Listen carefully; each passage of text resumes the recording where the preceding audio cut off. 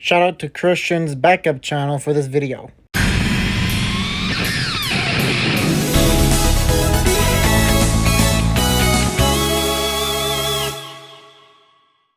Hey guys, this is Andrew here. Now I'm here to show you my Nintendo Handheld games collection, where I'll be reviewing the games from the oldest handheld to the latest handheld, from the Game Boy to Game Boy Advance plus the Nintendo DS and Nintendo 3DS. Now there are Nintendo consoles I won't include, like the Nintendo Switch for example, because this is just a hybrid console and it'll have its own collection.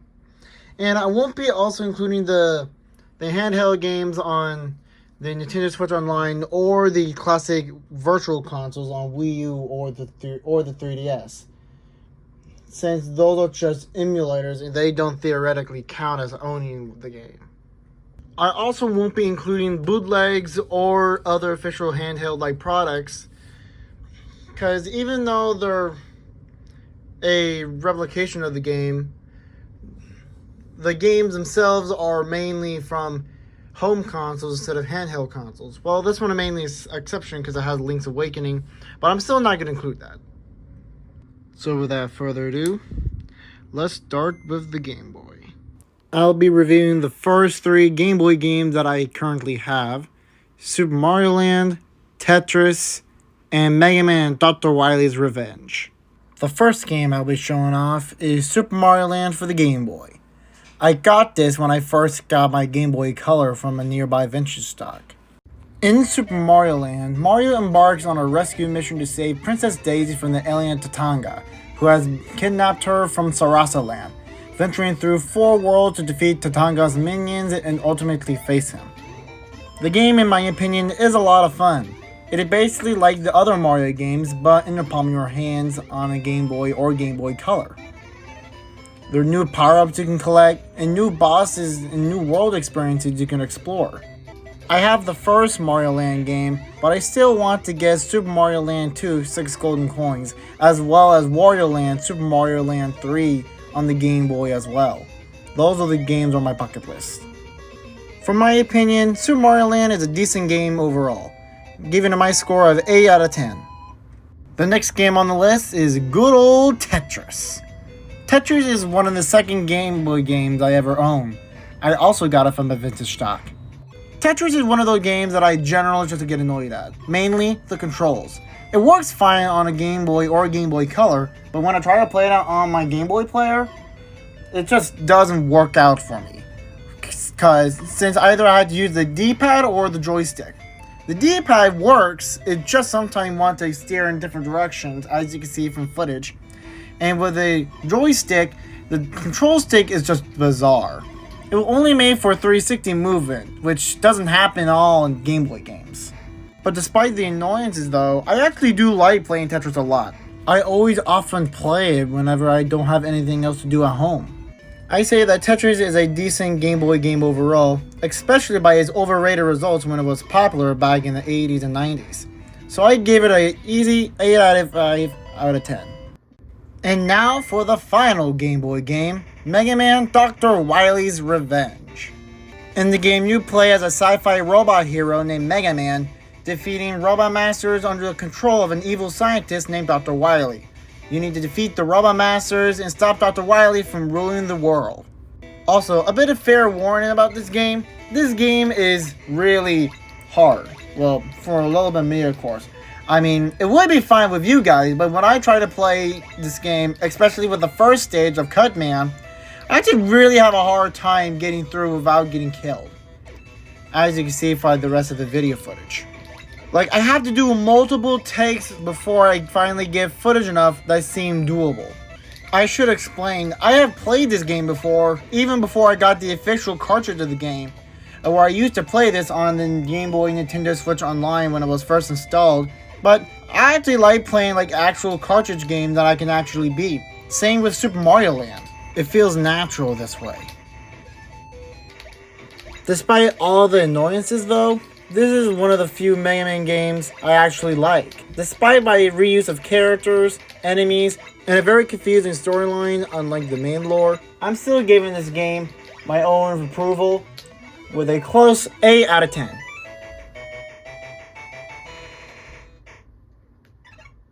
Now next we have is the Game Boy Advance games, which I'm going to put these in different sections because each of them are unique. The first section is the classic NES series, the second section are a variety of Game Boy games, and the last section is Game Boy Advance video cartridges. So let's begin with the classic NES 40-year game, Super Mario Bros.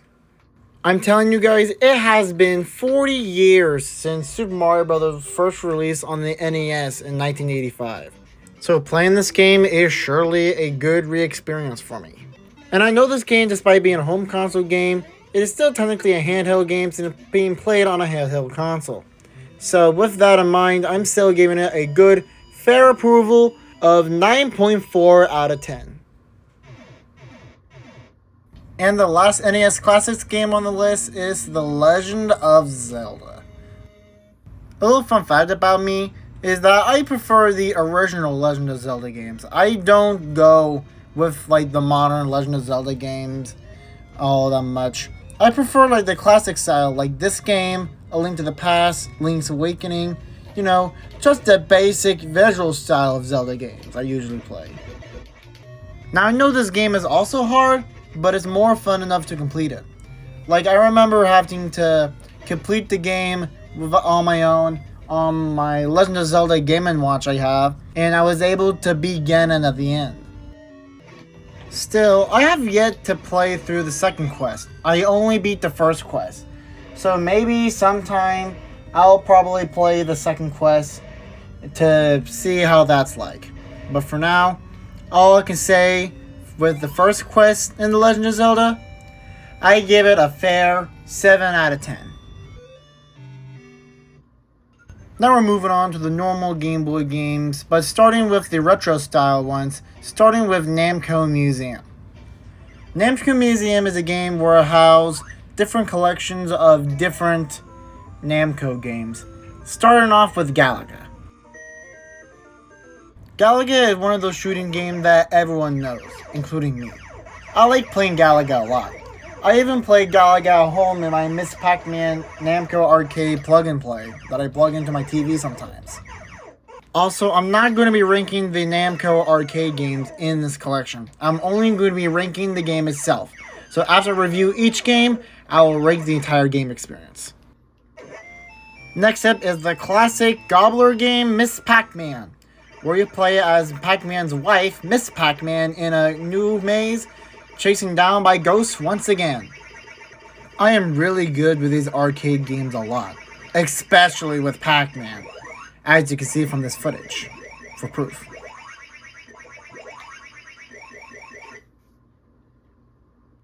Now next up is Pole Position. I also play Pole Position on my Miss Pac-Man Namco plug-and-play, but with the Namco Museum version, it's very different in multiple ways. I eventually found out the controls of how to go fast or slow when driving up the car controls, but with the controls on the Namco Museum version, it just doesn't live up to what standards I use to pole. Like the game controls when moving the car feels like you're slipping around ice or something when it was snowing down. I'll just stick with the plug-and-play version. It's a one-time solution that doesn't just add up. Next is Dig Dug, a little controversial but yet highly fun game. Your goal here is to dig underground and blow up enemies. That's it. You'll think this game is nothing else special, but the game gets increasingly harder over time, making it a good challenge overall. And lastly we have is Galaxian, which is basically like Galaga mixed in with Space Invaders. The game premise is pretty much the same, where you're a little spaceship shooting down more little spaceships. The whole thing is like primitive-wise, and the ship almost kind of looks like the ship from Star Trek. And plus the controls are a bit off too. Like whenever I try to shoot at the ships, it always just misses them. With Galaga, you can always hit the ships. But with this one, you only get to shoot once. You don't shoot multiple times. If I were to pick any shooting game from Namco, I would choose Galaga. But if you're a hardcore fan for Galaxian, I'm not going to argue. Given the whole game as a whole, I'm going to rank it at a 6 out of 10. A little bit lower than the other games, but I don't really care. Now the next game is Donkey Kong Country for the Game Boy Advance. This is another classic retro game that is remade on the Game Boy Advance. In the game, Donkey Kong must take back its banana hoard from the cruel Captain King K. Rool, where you go through different places on DK Island in order to collect different giant bananas along the way. Now we're getting in the norm games of the bunch, with the first being Mario Kart Super Circuit. To be honest, I don't play this game much, especially on the Nintendo Switch Online for many reasons. Probably because by the lack of content, and also basically just being a little too hard on my main controls if I'm not playing on the Nintendo Switch Online instead of playing the actual cartridge of the game. Like, there are a few moments in my footage of me trying to pull off a very epic shortcut for trying to pull off. Most of the time it works, but not in what you expected it. I'm listing off the few times where I try to do like the epic shortcut, but ended up failing anyway. Starting from now.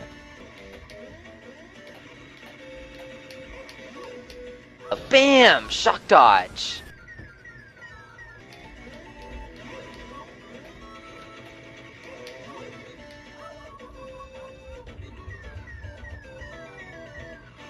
Despite with all the problems with the game, as well as being the most underrated Mario Kart game of all time, I still prefer this as a good game overall, giving it my personal score of 7 out of 10.